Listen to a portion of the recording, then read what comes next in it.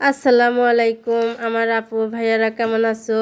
নিশ্চয় ভালো আছো। আমিও আল্লাহর রহমতে ভালো আছি।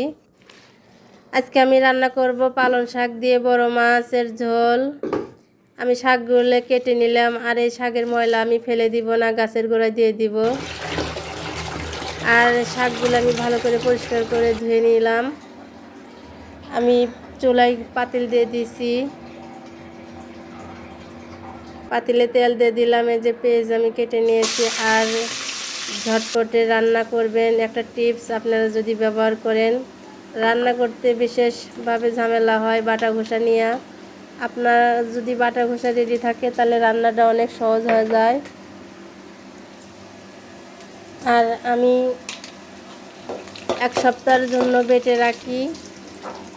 আর আদা, রসুন, জিরা, পেঁয়াজ আর কি ধনেপাতা, কাঁচামরিচ সব একসাথে মিক্সার করে এই যে আমি বাটি ভরে 7 দিনের জন্য বেটে রেখে, এতে রান্নাটা আমার অনেক সহজ হয়ে যায়। আপনারা চাইলে এভাবে বেটে নর্মাল ফ্রিজে 7 দিন খেতে পারবেন অনায়াসে, কোনো প্রবলেম হবে না। আর যাদের ফ্রিজ নেই তাদের অবশ্যই প্রবলেম হবে, তার কারণ গন্ধ ওটা নষ্ট হওয়ার ভয় থাকে। আর বেশি বেটে রাখি না, বরফ হয়ে গেলে, ডিবে রাখলে বরফ হয়ে গেলে সমস্যা হয়, ছাড়তে বিরক্ত লাগে। আমি 7 দিন যা আমার প্রয়োজন আমি সেটুকু বেটে রাখি। প্রতি সপ্তাহে শুক্রবার আমি বাটি এক বাটি, আমার 7 দিন হয়ে যায়। এভাবে রান্নাটা অনেক সহজ হয়ে যায়। আপনারা চাইলে এই টিপস ব্যবহার করতে পারেন।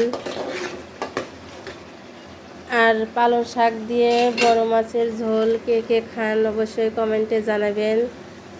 আমার কলিজার আপু ভাইয়ারা, ভিডিওটা যদি একটু ভালো লাগে অবশ্যই একটা লাইক, একটা কমেন্ট করে দিবেন। আর যারা নতুন অবশ্যই সাবস্ক্রাইব করবেন। মাশাআল্লাহ, আপনাদের দোয়ায় আমার অলরেডি 1000 সাবস্ক্রাইবার পূরণ হয়ে গেছে।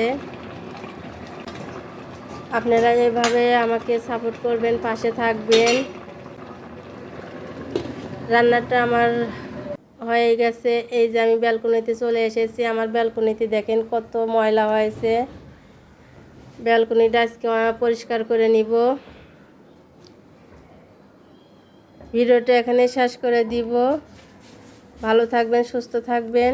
ওকে, আল্লাহ হাফেজ।